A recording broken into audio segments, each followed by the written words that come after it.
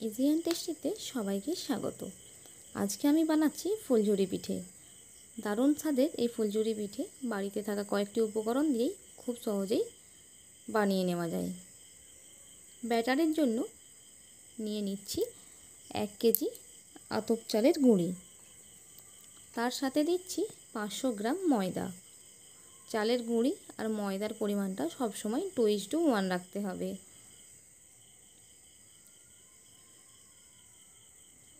দিয়ে দিচ্ছি হাফ চামচ নুন, 100 গ্রাম চিনি।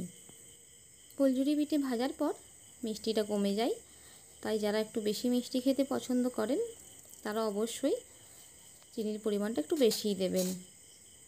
আপনারা চাইলে এখানে সামান্য এলাচ গুঁড়োও ব্যবহার করতে পারেন।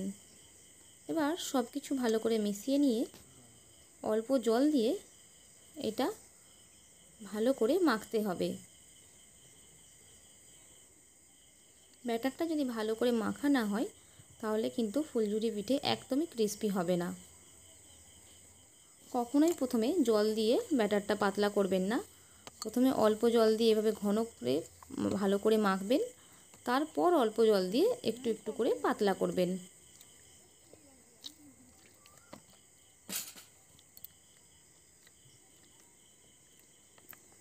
দেখুন, আমি অল্প অল্প করে জল দিয়ে ব্যাটারটা এভাবে ঘন করে নিয়েছি। ঘন হয়ে গেলে এভাবে হাত দিয়ে বেশ কিছুক্ষণ ফেটিয়ে নিতে হবে। আশা করছি দেখে বুঝতে পারছেন ব্যাটারটা ঘনত্ব খুব পাতলাও করিনি, আবার খুব ঘনও হয়নি। ব্যাটারটা রেডি হয়ে গেছে। এবার কড়াইতে দিয়ে দিচ্ছি বেশ কিছুটা রিফাইন তেল। ফুলঝুরি পিঠের ছাঁচটা যেহেতু তেলে সম্পূর্ণটা ডুববে, তাই তেলটা একটু বেশিই প্রয়োজন।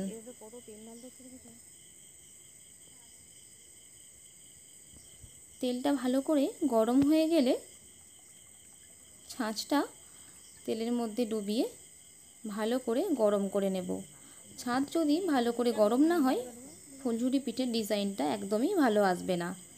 আর এরকম ছাঁচ আপনারা মেলাতে বা যে কোনো লোহার দোকানে খুব সহজেই পেয়ে যাবেন।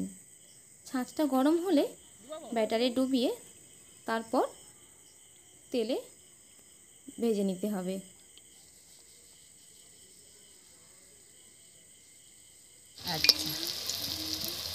ব্যাটারটা একটু শক্ত হলেই ছাঁচ থেকে এভাবে একটা কাঠি দিয়ে